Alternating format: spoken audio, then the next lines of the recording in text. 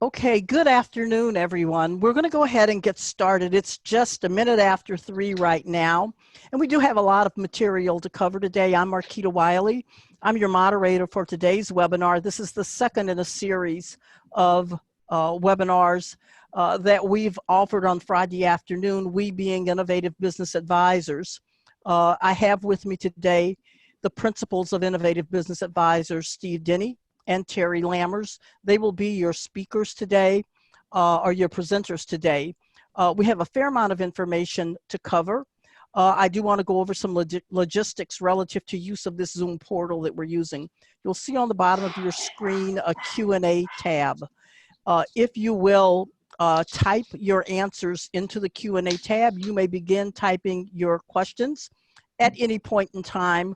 We will attempt to answer those questions on the fly within that tab as we move forward.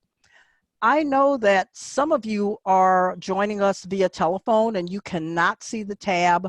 We will actually capture every question and every answer that comes in through that Q&A box and send it to you after this webinar is completed. Additionally, if you're online, you see slides from a PowerPoint presentation. We will send those slides, so the actual slides we're using through this presentation will be sent to you after. And we're also recording the webinar, so you will receive a recording. So three things: the recording, the slides, and the Q&A will be sent to everyone as we finish the webinar. With that said, I'm going to introduce to you Steve Denny. And Steve, take it away. Thank you, Marquita. Appreciate you moderating this webinar for us again today. Lots of information here, folks. We're going to spend about 30 minutes going through some base information, and then we're going to reserve the last 30 minutes to answer your questions on this particular webinar. Let me jump into the quick agenda today.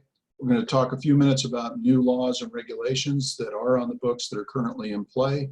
And then the meat of the webinar will be dealing with the SBA's Economic Injury Disaster Loan Program. We're going to give you a short overview of the program, and then we're going to go into a deep dive onto how to apply, including sharing each of the forms that are required to make application, giving you some tips and resources concerning the forms themselves. And then we're going to talk a little bit about agent fees on the back side of it. And then, as I said earlier, we'll go straight into question and answer period with you, the attendees. And our endeavor is to inform you today. There is nothing here to sell you. However, I will say to you that after you go through this, if you feel like that this is a program that would work well for your business and you need some help, reach out to our firm and we'd be delighted to engage with you and help you in the process. So with that said, let me jump right into some new laws and resources that have become available over the course of the past week. Focusing specifically on the state of Missouri where we're headquartered, one of the laws that changed this week is that restaurants can now sell unprepared food to the public. And the governor put this in play because restaurants being forced to close on 1 or 2 days notice, they had a lot of inventory in their places of business. And this is a measure that was designed to help restaurants be able to move their inventory if they weren't able to provide a takeout type of service. Another significant law that passed in the state of Missouri was they've suspended many rules and regulations for healthcare professionals. And I won't dive into all the specifics there. And if you're in that field, you're probably aware of that application. A really important program is the Missouri Shared Work Program, and this really provides an alternative to layoffs for employers. So what this does is, if instead of laying somebody off, if you put them on a part-time basis and can literally only give them a few hours a week, this Missouri Shared Work Program allows them to file for unemployment while still employed. And the Missouri unemployment insurance will make up the difference between the amount of hours you give them and what their regular amounts would be. So pretty significant law there that was designed to help employers not have to lay their employees off. And based on the folks we've talked with this week, there's a big fear that if you lay people off, you may not be able to to get them back when, when conditions normalize again. So this is a program designed to help you in that regard. There are a lot of regulations as it applies to education. And for those of you that are in that business, if you want to talk with us afterwards, we'd be delighted to engage with you. But there are just too many things to cover on this particular short webcast. There were a lot of questions that also came in over the past week to us regarding the IRS moving the filing date from April 15th to July 15th. And earlier this week, the IRS actually put up a whole series of question and answers in that regard. And you see on the webcast here the link to that. And as Marquita said earlier, we'll be posting all of this, so it'll be available for you to get it there. And also the Families First Act, which was really designed to do three things. One is provide for some guidance on leave, emergency leave, and sick leave for employers and for the people that need to use it. And then also to provide for the suspension of any copay or individual medical expense regarded to COVID testing or treatment. So the Department of Labor obviously got inundated with a lot of questions as well, and they have created a specific web page for that with lots of resources and Q&A. So we wanted to make those resources available to you guys so that you can go out there and investigate the laws as it pertains to your particular situation. So let me dive right in and talk a little bit about the SBA Disaster Assistance Program. And this is a program that is available right now. We're not waiting for additional legislation. I know many of you may have specific questions regarding the legislation that's on Capitol Hill right now.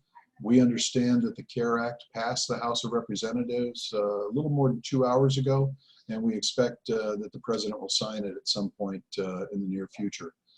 Next week, IBA will be hosting another webinar regarding the specifics of the CARE Act. And I will tell you, there's a lot in there. So please don't miss that webinar. There will be an awful lot of information covered in that particular webinar.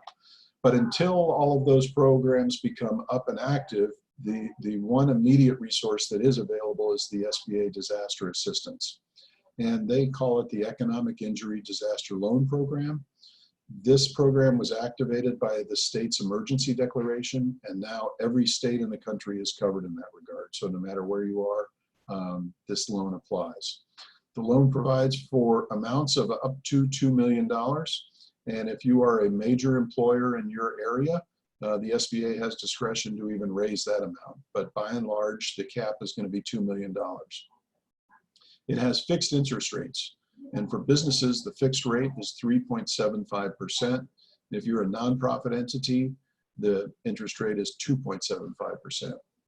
Lots of confusion regarding this. This does not provide income to replace the sales that are missing from your business. What it does provide is it provides the working capital to reimburse you and provide you the funds to cover the business expenses that your business will incur. And we'll talk about that in more detail as we go through it. Once approved, and you can apply for 1 year, up to 1 year payment deferment as well. And that comes from the date that they actually distribute the funds to you. And then finally, the SBA will be working with each individual borrower to determine the ideal term based on your repayment abilities. And the SBA has the ability to extend the repayment term up to 30 years. So long-term financing, very low interest rate, and designed to meet all of the expenses in your business. You do have to qualify for the loans. The qualifications are pretty simple. If you're a business or nonprofit entity, that's the first thing. They will check your credit, and it's significantly lower than commercial standards, so should be universally available. And they will also test your repayment ability. And they're doing that based on the pre-disaster conditions. So looking backwards in your business when your business was operating under normal conditions. So let me emphasize a couple of things that it can be used for. It can be used for all forms of working capital. So it can be used to bolster your cash position. It can be used to cover your accounts receivable. It can be used for inventory purposes to acquire inventory and finance your existing inventory. It can be used to finance work in process, It can be used for your accounts payable. It can be used to pay your people and all of the wages in your business. It can be used for tax liabilities, and it can be used to service the debt in your business, but only the short-term debt. So you cannot take this loan and pay off a higher interest rate long-term loan that you may have in your business. However, the debt to cover the payments on your existing loan, things like equipment, vehicles, and even if you have an SBA loan, you can make those payments with the capital that's provided under these loans. So again, it allows you to cover all your short-term liabilities, all of your payroll expenses, any of your accounts payable and operating expenses. And then also there's a special provision for any unusual expenses that you might incur as a result of this emergency declaration. So if you have to hire a specialist for some reason to help you cope with the effects of the disaster, this loan will cover the expenses regarding those particular unusual expenses that you would need to have. I'm moving on to talk a little bit about the application process. And if you go to the website, you're going to find there's a difference between what IBA recommends as a best practice and the strict requirements of the SBA. If you follow the things that we prescribe here as best practices, I guarantee you will have at least met the SBA requirements. We put together this best practice because we know there are going to be multiple other resources and programs that are available for you. And as a business, if you take the time to follow our best practices and have all this information in place, you'll be very well prepared to deal with any particular program that comes up. So let me just take a couple of minutes and go through those. First thing is get your operating statements up current, your profit and loss statements. Make sure your accounting is current. Go ahead and print your current information. And we encourage you to print your monthly profit and loss statements for the last 12 months. And then your annual profit and loss statements for the previous 3 years. Do the same thing for your balance sheets. Make sure your balance sheet is current and up to date. Print a copy of your current balance sheet and then the balance sheet for the ending portion of the last 3 years of your business. Tax returns. For both you and your business, if you're an owner of the business, this applies to owners and the business itself, have the last 3 years of your tax returns available. Now, if you haven't filed your 2019 taxes yet, that's perfectly fine. Just go 2018, 17, and 16, just the last 3 years that have been filed. And make sure that all the owners in your business do the same thing. And an owner is defined for SBA purposes of the economic injury disaster loan, anybody that has a 20% share or larger in your business. Also, your monthly sales history for the last 3 years, you'll have that from your profit and loss statement, but you're going to need to know your monthly sales history. So if you use QuickBooks, you can do a quick report that'll show you what your monthly revenues have been and just extend that report out to 3 years. Financial forecast. We're going to give you a spreadsheet here. I will tell you, it comes from a great resource, which is Regions Bank. Steve Grawley over there put this together, and we'll walk you through it in a few minutes. If you have business interruption insurance, make sure to pull a copy of the actual insurance policy. You're going to need details from that policy as part of your filing.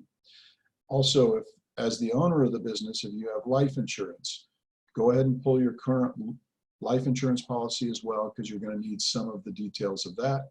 And then the financial forecast is involved in the economic impact worksheet, and I'm going to walk you guys through that in just a couple of minutes. So from an SBA perspective, there are several forms that are required. You see them all here. It begins with the form P19, which is supporting information. Then there is the formal disaster loan application, and there are two. If you're a sole proprietor, there's a special application form, which is known as a Form 5C. If you are any other type of business entity, you will just use the Form 5. And folks, as a part of this webinar, we will be sharing a zip file with all participants that has all of the forms included in them. And then you will also find the forms on our website as we get this replay posted back up there. So you don't have to worry about going and hunting for them. We're going to send them all to you. In addition to those, you're going to need a Form 413D, which is a personal financial statement. You're going to need that for every owner that has 20% or more ownership interest in the business. You're also going to need a Form 4506T, which is a request for transcript of tax return. And again, you're going to need that form for every owner that has more than 20% share in the business. You'll need the Form 2202, which is a schedule of liabilities, what we affectionately refer to as a debt schedule. And we'll talk to you a little bit more about that. There's a Form 1368, which is additional filing requirements, which were a couple of additional pieces of information that you need to submit. And then finally, there are a lot of people out there that are now advertising to provide resources and consulting to help you do this. If you pay any service provider more than $2,499, so $2,500 or more, you're required to file a Form 159D, which is a fee disclosure form. And we're going to provide that for you. I will emphasize to you that the SBA has tried to make this process simple enough that any business owner can do it without paying a fee. However, if you do have to engage a professional to help you, and that professional charges you more than $2,500, you are required to file this particular form. So let's move into a couple of the specifics of the form. And bear with me one second while I share a different screen here, which will enable me to walk you guys through each of these particular forms.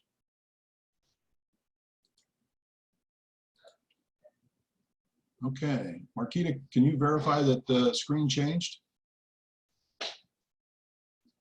Yes, Steve, I had to unmute myself. Yes, we can see it. Excellent. All right, very good.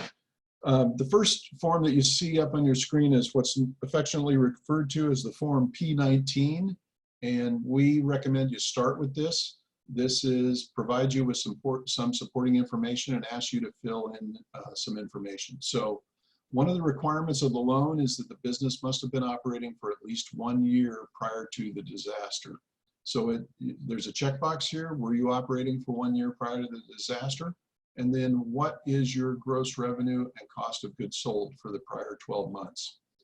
And then just below that, there is some questions that ask, do you have any other compensation from other sources received as a result of the disaster? So if you had business interruption insurance or anything of that nature, this is an area where you would fill that information in. Let me move over to the next form here.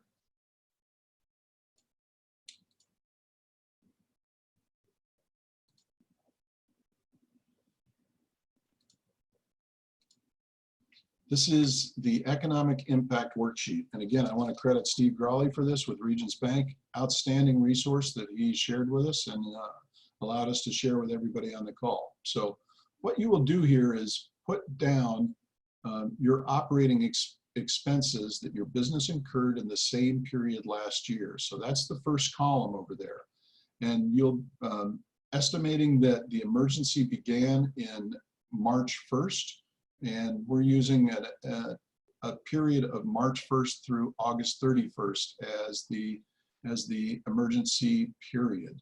So during that period of time, if you will put in what the history was of your business and all of the expenses that your business incurred during that period of time, then you go to the next column, and the next column says, do you expect to have those same expenses or more or less for the same period this year? And you would detail what those expenses are.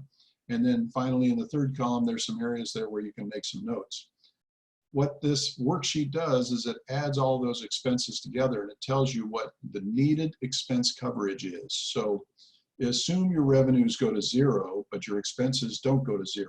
This will allow you to calculate what all of your potential expenses will be during this emergency period. That begins to form the answer of how much are you requesting. To that amount, you add any other amount that you deem necessary to get you through to a total estimated economic impact, and that becomes part of your total loan request. So this is a really nice and easy worksheet for you to put together all the expenses that you incurred and expect to incur during this emergency period, and that forms the basis of what you're requesting. This would be really important because the SBA is going to engage with you on this, and the SBA doesn't have a particular form to do this work, but it allows you as a business owner to keep this work all in one place and have it as easy reference to work with the SBA when they engage with you. Okay, the next form is the debt schedule form. The SBA wants to know exactly where you stand during this period as well. And this form requires you to list all of your creditors that you currently have a balance with. What was the original amount due? What was the due date? Is that the current balance? Are you current or delinquent with them? Yes or no? If it's a longer term liability, let's say it's for an equipment or a vehicle or maybe even another type of long-term loan, they'll want to know what the maturity date of that loan is, what your payment amount is for the month or the year, and then is that debt secured? Meaning, is there a lien against that debt if you don't pay that debt? So this particular schedule is pretty important. One of the things I wanted. If you're, are you sharing that form? We don't see it. Thanks, Terry. Do you see it now? Yep. Yep. Okay, very good. Yeah, so pretty important form because if you're requesting more than $25,000 in emergency disaster assistance, the SBA has the right to secure or collateralize those loans with your assets of your business, and they really want to understand where you are in that situation. Okay, so let me move over one more form.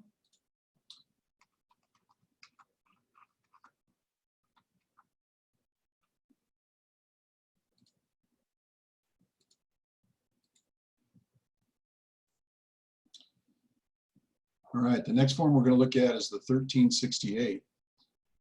And keep in mind that this emergency disaster is designed to provide help for folks who don't have access to any other lending sources. So in this instance, for the Emergency Injury Disaster Loan Program, the SBA does want to be the lender of last resort, if you will. This form is where you're going to put in the information regarding the last 3 years of your monthly revenues. So in the column to the far left, you'll just begin detailing the month. So this will start perhaps be April 1st, May, June, July, etc., all 12 months. And then for each of the past 3 years, you'll put 19, 18, 17 information in there, or your fiscal years, however your fiscal years may fall.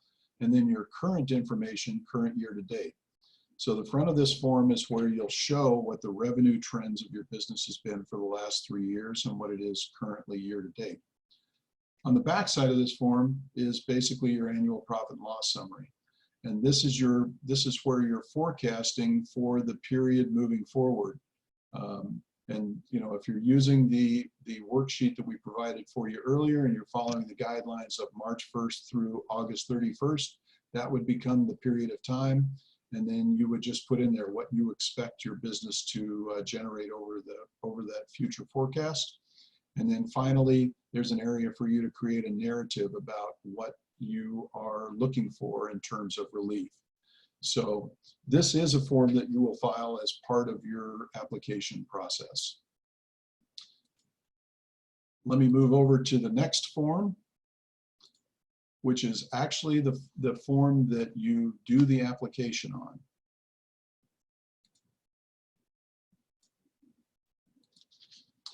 I'm illustrating the Form 5 here.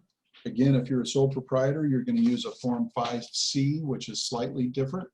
But in conjunction with the SBA this week, they provided some guidance on areas where people make common mistakes, and I've highlighted those to make sure that you folks don't have that same experience. So the first thing is you're applying for an economic injury disaster loan. You want to make sure that you check the appropriate box. The next thing is you want to correctly identify the type of organization that your company is. And again, if you're a sole proprietorship, you're going to use a different form. But if you're any other type of organization, you're going to check it here. They also need your federal employer identification number, and make sure that you pull that information in as well.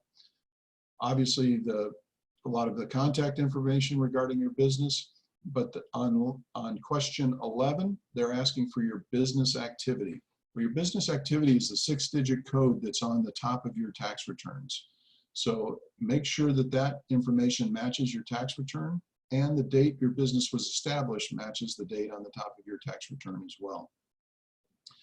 Remember I mentioned insurance coverage before? If you do have specific business interruption insurance or coverage that would cover you in the event of this emergency, this is the place down below in section 16 where you'll put that insurance information.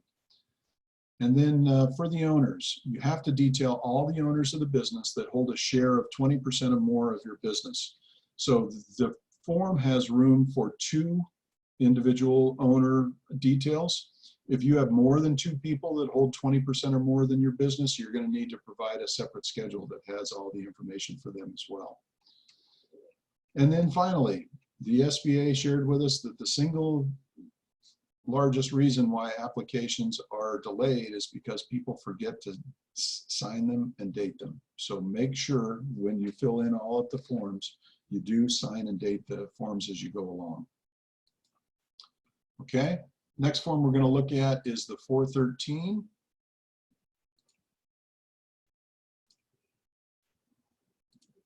If my computer will catch up with us here. Hey, Steve, got a quick question while you're doing that. When they say 12 months prior, do you want, say, March 1st from 19 to March 1st or February 28th of 20, or do you want January 1st of 19 to December 31st of 19? Are you talking about on your financial forecast? Yeah. So yeah, it should be the financial forecast is for the periods moving forward, right? Is that what you're asking on the back of that form? Yes, I think so. That was her question. Yeah, so it's for your financial forecast moving forward. So use the period March 1st when the emergency began through, you might want to extend it to August 31st is the way we've laid out the Excel form. You could even take it further if you'd like. So. And one more quick question on the debt schedule. Is it business only debt or business and personal? Business only.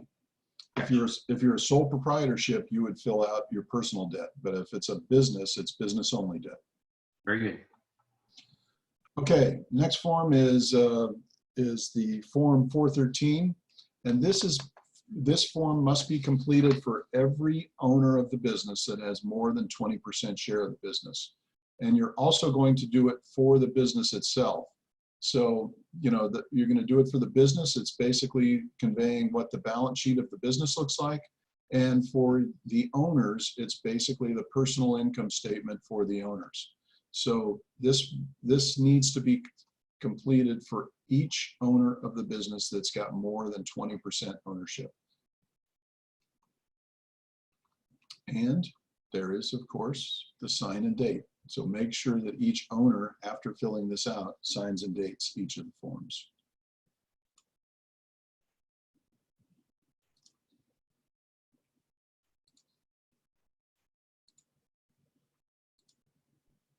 Okay, the next form is called the Form 4506T. Now, we received some information about midday today that the SBA may be suspending the requirement to fill this out. The form will be included in your package. It's a pretty short form. We recommend you fill it out and have it available because even if they're suspending it, they always have the right to come back and ask you for it. What this form does is that you're authorizing the SBA to go directly to the IRS to pull a copy of your tax return. So it's you, in essence, authorizing the SBA to pull your tax return directly from the IRS.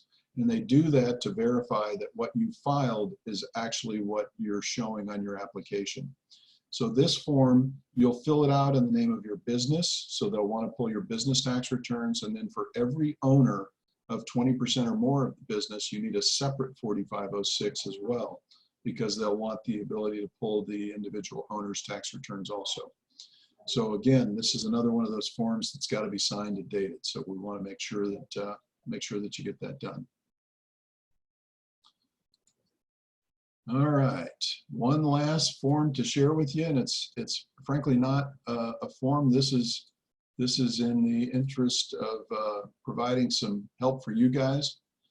Just want to emphasize that Innovative is here to help you. If you need any help with these forms for either this program or any other programs that you are potentially looking to apply for, we've got 2 forms of consultation that are available to you, and we'd be delighted to engage with you in that regard. And then finally, if you need to have a valuation done on your business, potentially to illustrate kind of a before and after of what's happened, we're happy to engage with you there. So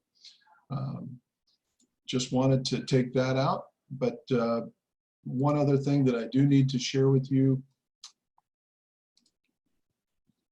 is for any potential, again, I want to just emphasize, agent services are not required, but they must be disclosed if you're using an agent to help you do the preparation and you're paying that agent more than $2,500.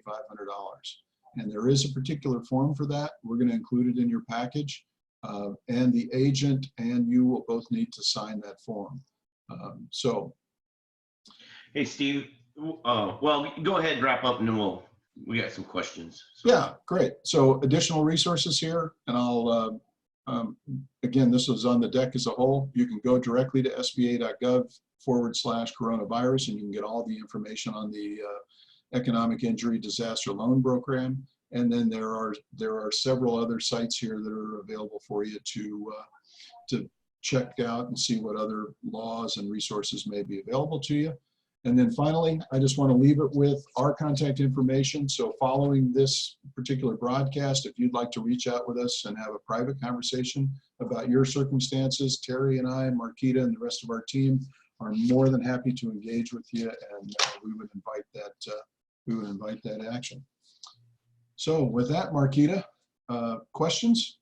Yeah, we're getting a lot of questions about, the bill that was just passed today and, the package that's in there. So, as we mentioned before, this is a very fluid situation. So that bill was passed 2 hours ago. We think we know some of the things that are in it. We have, we set this up to show you how this one works. It appears if what they passed is what we've seen, the new one may be a little bit more, how we say it, more better. That's not a word, right? It may be better than this one. What we've learned from the last week, that with this SBA disaster relief one, it's taking about 6 weeks to get the application approved and funded, and it's coming directly from the SBA. The part of the problem with that is they're getting inundated with applications as well. What we understand, and again, it's not, we haven't seen it yet. So. But what we've been told is that the new one that was just passed today will be administered through SBA banks, and that will make the process much easier and faster. So we have been telling people to maybe wait a little bit, and we will get you information on that as quickly as we find out on it, because you cannot apply for both of them. That's a key, and that is a key point. So if you have not already applied for the Economic Injury Disaster Loan Program, as Terry said, our advice right now is sit tight for a couple of days. We are going to have another webinar on Tuesday of next week. We've got a copy of the law as it was drafted. We're going to be comparing that with the law that passed and make sure we're up to speed on, all of the provisions of that law.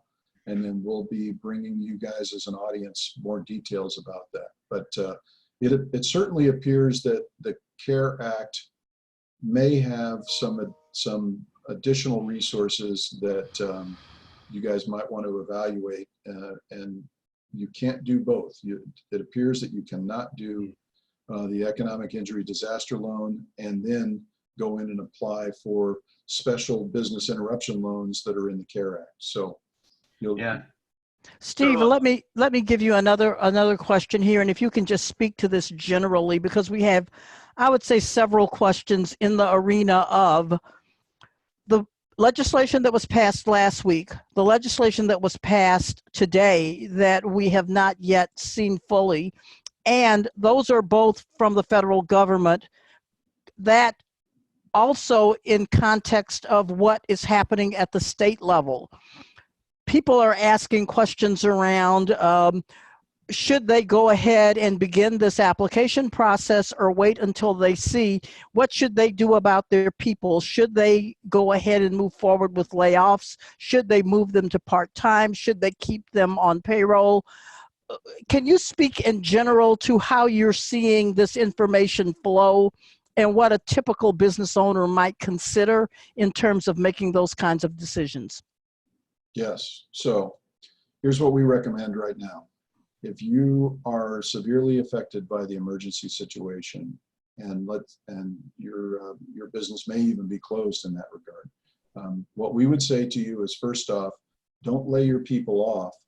Move everybody to part-time and get involved with the Missouri Work Share program and get unemployment insurance compensation backstopping your employees' pay, so that they know that they can basically have the same rate of pay, even though they only may be working for you 1 or 2 or a few hours a week.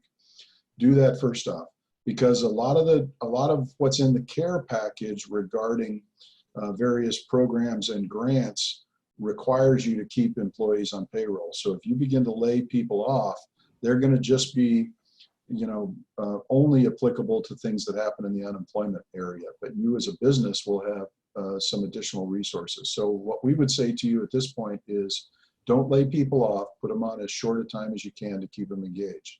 Second thing we would do, if you're a business today and you've been severely affected by this downturn, you need to get on the phone, first off, with anybody that you have loans with and see what type of deferment programs they have available to you. You should also notify your landlord if you're leasing and find out if they have any deferment programs available to you. The utility companies cannot shut you off if you're in the state of Missouri right now. And I think the same thing applies in the state of Illinois. So, I wouldn't worry about paying my utility bill at this point. You want to conserve cash as much as possible. Get in touch with your vendors and find out how much you can conserve cash, because the government is going to take a little bit of time to get cash back in your hand, and you want to be in a position where you can conserve cash. The banks are not going to be foreclosing. The utility companies are not going to shut you off. It's your vendors, your employees, and some of the other expenses that you incur in your business that you need to jump on right now and find out what you can do to conserve cash. If you haven't already applied for any of this disaster loan program, we're recommending to our clients that they wait a couple of more days until we can get all the details on the care plan, because there's a key feature of what we've seen in the draft legislation allowed for loan forgiveness. The emergency injury disaster loan does not allow for loan forgiveness. What it does allow for is loan deferment. So there's a big difference between giving you a holiday and you don't have to pay during a specific period of time to forgiving the loan in its entirety. And thus, we think if you haven't already applied, it's best to wait a couple of days until you can get all the facts about the various programs that are available. Marquita, does that answer the question? Well, we're still, I got a couple of comments on the chat side here that one, Matt, who I know, hi Matt, how you doing?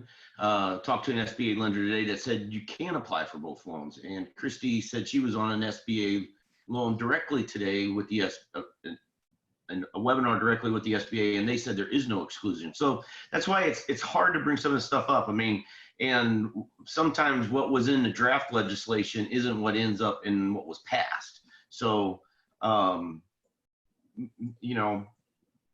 there's an argument that says if you got time to fill the paperwork out, go ahead and fill it out, and that way you're in the hopper. And if it happens that there is exclusion that you can only do one, you can always withdraw the other application. If getting all this information together is troublesome, you may want to wait a couple of days until we verify things. But nonetheless, I would highly encourage you to get together 3 to 5 years worth of financial information, get your debt schedule put together. You should have that stuff anyway, and get your financial house in order so that whenever, you know, we kind of advise you which program to go with, you got the information to get together to move quickly. One thing, Steve, I'd like to say relative to the questions and how they're coming in right now, we have a substantial backup of questions right now as we speak.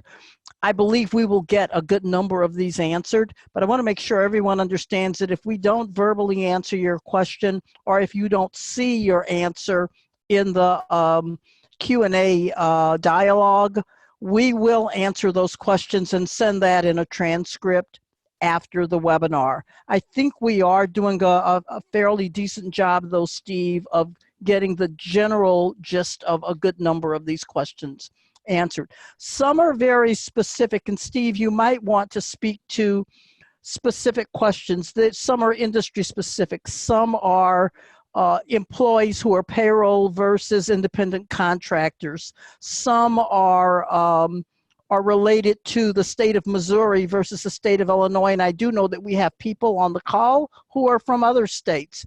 So you might want to speak just generally to where they can go to find information if it's extremely specific to their situation. We're monitoring the governor's websites, not just the state website, but the governor's websites in the state of Missouri and the state of Illinois. And what we're finding is that the governors are providing a lot of information about what's happening in their particular states. If you're in the state of Missouri or the state of Illinois, you'll see on our resource page, we've got links to their websites. If you're in other states, I would encourage you to look at the governor's website and see if they're doing a similar thing in that regard. A couple of other questions that I see here regarding particularly regarding the employee side of this thing. If you've already laid people off, yes, the unemployment compensation insurance is going to kick in, and the CARE Act has some additional provisions for unemployment compensation insurance. It's, you know, obviously the employers fund a portion of that. The federal government has said that they are going to backstop us all as business employers 100% based on our expenses there. We need to, as Terry said earlier, we need to get the final law in our hand. We've seen the draft legislation. We actually want to see what the final legislation is so that we can really give you guys accurate information. And I will tell you that, you know, we're giving you the best information that we have to date. We've been engaged with the SBA all week long, and we've asked them a lot of these clarifying questions, and we're telling you what they've told us. That information may have changed. Somebody shared with us today, as I mentioned earlier, that they may be suspending 4506 forms as part of the application process. We don't have that verified yet, but when we do, we will share it with you. But you can rest assured that the information we're sharing with you, we have at least verified.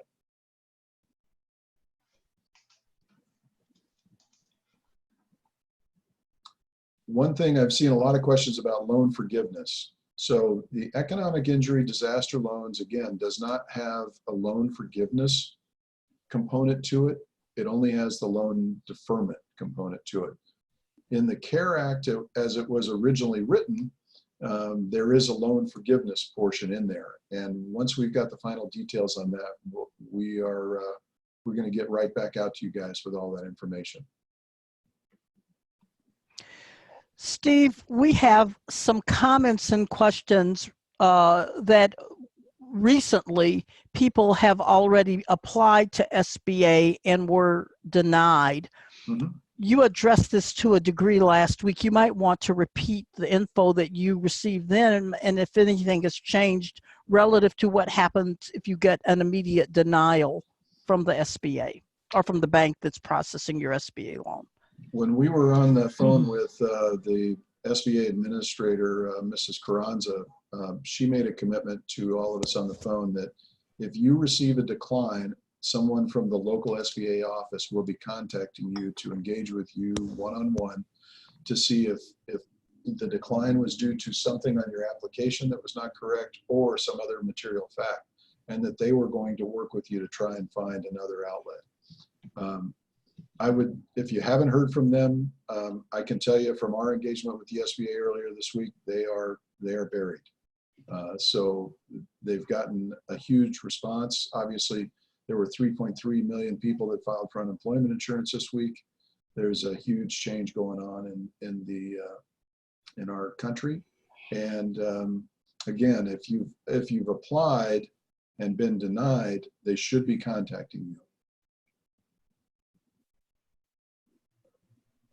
There's also I'm seeing a question here about independent contractors. So if you're an independent contractor or a 1099, you may have your own company, and you might file that income on a Schedule C, which is basically a sole proprietorship organization that you filed. So yes, these loan programs, the economic injury disaster loan, does apply to independent contractors and sole proprietors.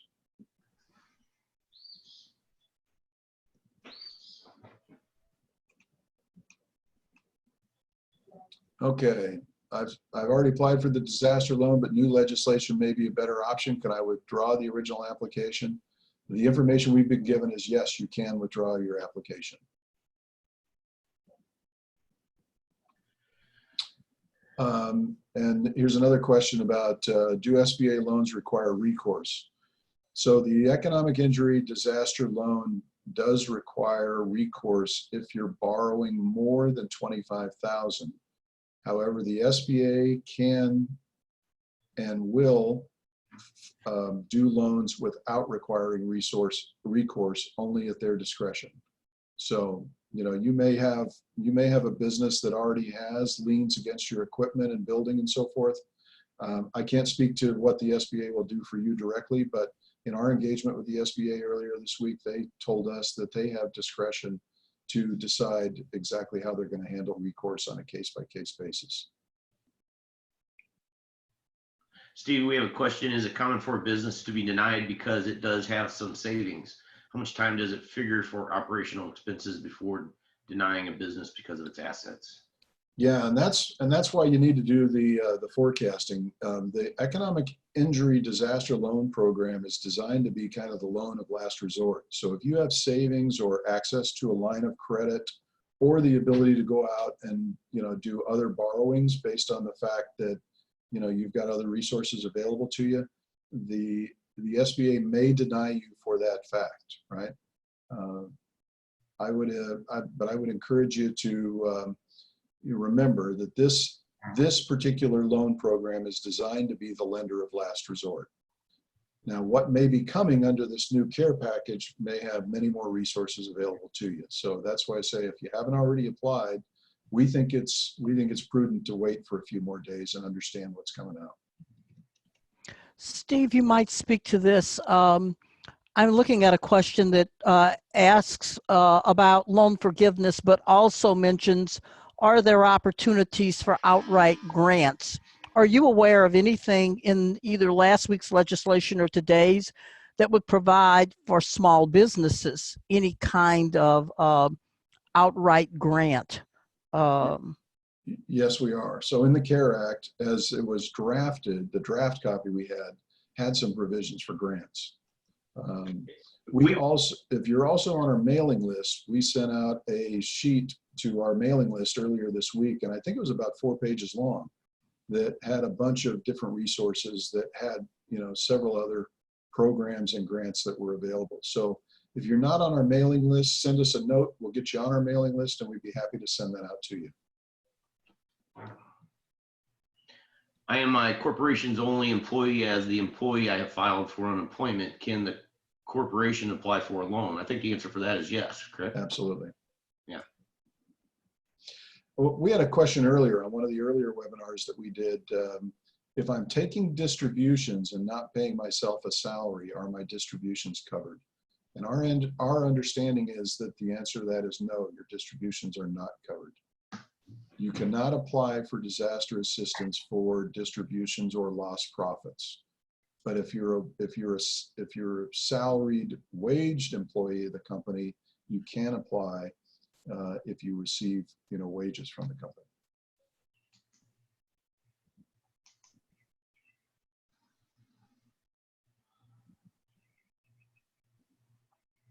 We still got some time if you get so many other questions. I'm trying to think of a couple other things. One, get a hold of your bank.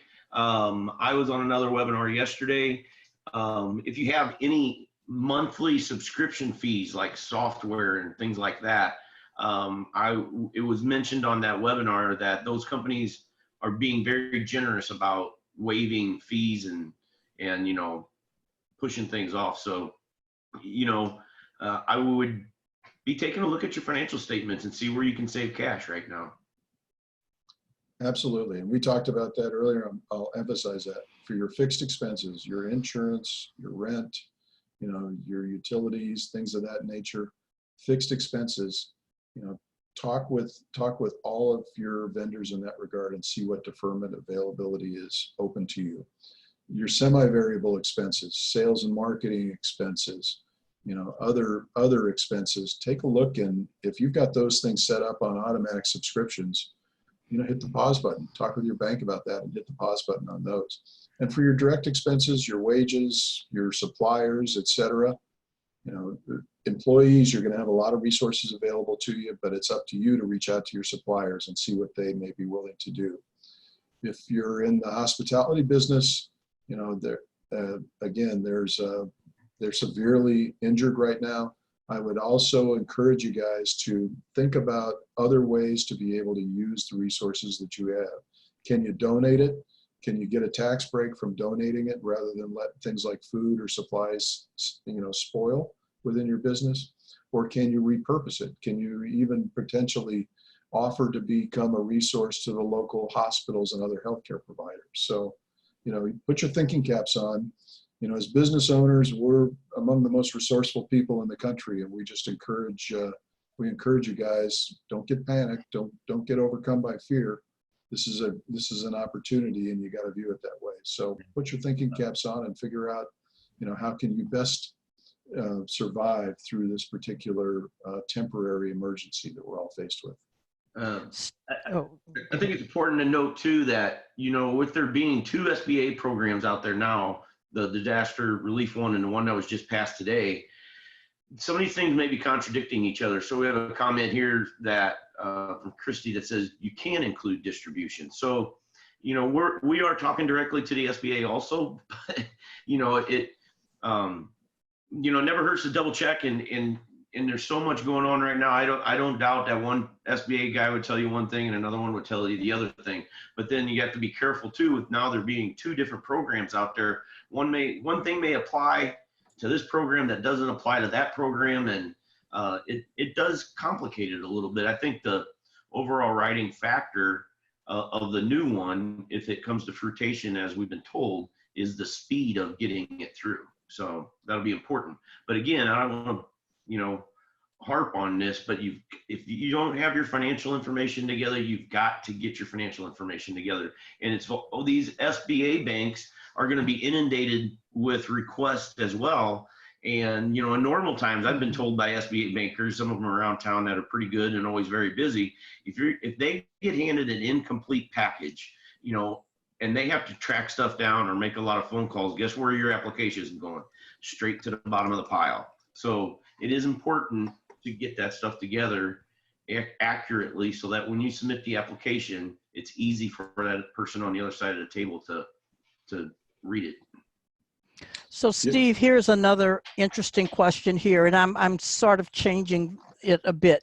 If you are one of those businesses that actually ends up benefiting, if you will, or are more in demand as a result of what is going on, and you see a need to invest to support growth opportunity now, how does the traditional SBA program fit into this? Have you heard from the lenders that you're talking with that all old programs are in place and they're working toward those, or are they totally turning an eye toward the distressed businesses? No. The traditional SBA loan programs, the 7A and the 504s, which are the 2 primary ones, and then they've got the Express program as well. All those are open and functioning, right? Banks are, keep in mind, banks are going through a huge amount of uncertainty themselves because along with this various lending programs, I mean, they're having to make some significant adjustments to the banking laws to allow banks to do things like, defer payments, because after 2008, banks had a responsibility to report, people that either missed payments or that they agreed to a deferment, and they had to reserve those loans because they became, much more risky loans. So there's a lot in this legislation in that regard. One tip I would advise you all of is when you're talking with your banker, ask them specifically, are you guys a SBA preferred lender? Because if the legislation holds true, there was some preference in there for SBA preferred lenders. And if you're dealing with a bank that is not an SBA preferred lender, ask them if they routinely do SBA lending, so that they will be familiar with these various programs that are available. Because our understanding is a lot of the programs that may be available under this new law are going to be administered by local banks. So I think Terry's advice is absolutely critical. Get all of your information together, have it readily available at your fingertips so that you can, act very quickly once you decide which program you want to apply for. Steve, one other question here. Clarify, if you are a LLC solo owner, can you apply for business loan and unemployment? That's a good question. I don't know the answer to that question. Faye, I'm sorry, I don't know. I wrote your name down. I have to get some clarification on that. Typically, if you're a solo owner, and this is just my understanding, is that you wouldn't apply for unemployment. So maybe if somebody's still on the line, we still have a lot of participants on, if you could shoot us a note, I would be happy to pass that along. All right, so somebody asked, does asking for the Missouri Workshare program make us ineligible for anything else? No, it does not. What we do understand is that and this is, again, we're not sure this is 100% accurate, but we do understand that if you go for the economic injury disaster loan and receive that, you may not be able to receive certain programs that are available under the CARE Act. So that's the thing to be careful of at this point in time. So stay tuned. We're going to get the information to you as quickly as we can. And, if you've got any specific questions that you would like to have us address and investigate for you, we're happy to take your call and engage with you one-on-one.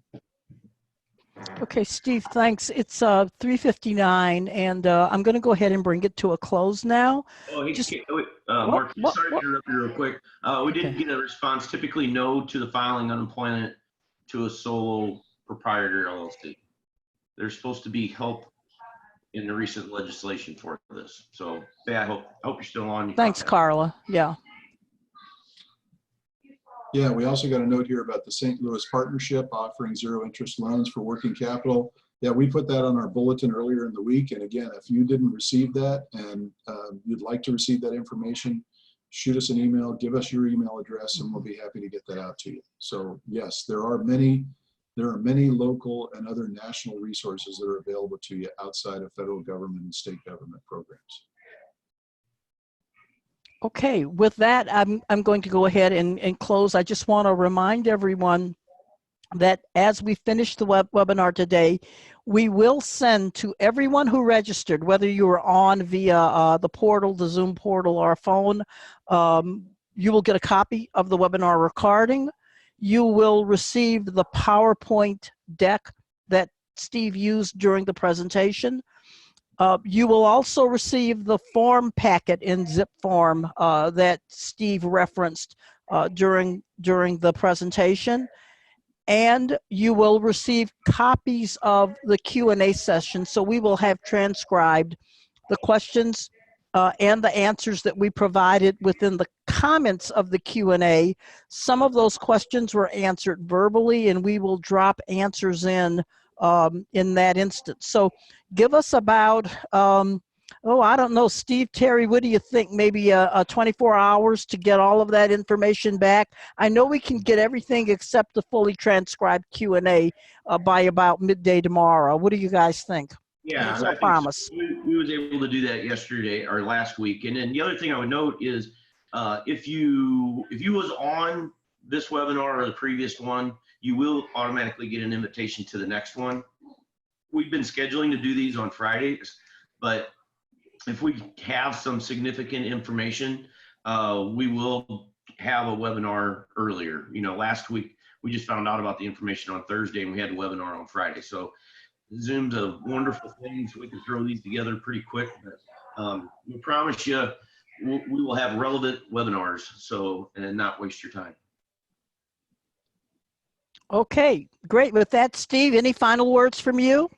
Yeah, Marquita, first off, thank you very much for hosting these and moderating these and putting them together. We appreciate it very much. And then again, I just want to emphasize to folks, stay tuned. A lot of information coming. We're here to help you and keep your head up. We're going to get through this. This is a temporary emergency, and you know, we will get through it, and we're here to help you. So don't hesitate to reach out. Great. Terry, any last comments from you? A great weekend. Be patient, everybody. Okay, great. I'm going to go ahead and end the webinar now. Thanks, everyone, for joining us. We'll see you next week. Have a great weekend.